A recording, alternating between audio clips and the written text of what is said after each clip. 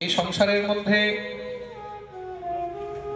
অন্য প্রেম যতই কিছু হোক, কৈশোর প্রেম হোক, যুবা অবস্থার প্রেম হোক, তার মধ্যে যেটা বাল্য প্রেম হয় না, এই নিশ্চল প্রেম কিন্তু জীবনভর মনে থাকে, জীবনভর মনে থাকে।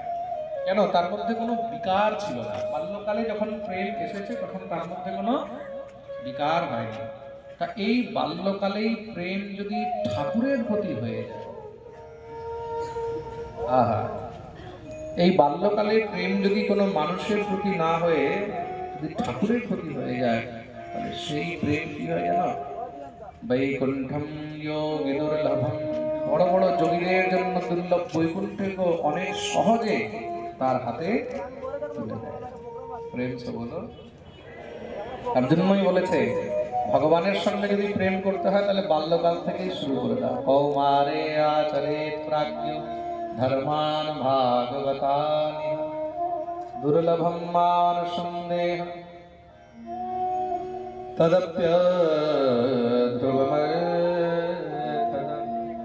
কৌমারে আচরেৎ প্রাজ্ঞ, ভগবানের সঙ্গে যদি প্রীতি যুক্ত করতে হয়, প্রজ্ঞা যুক্ত করতে হয়, তাহলে বাল্যকাল থেকে, কৌমার অবস্থা থেকে যুক্ত করে দেওয়া উচিত।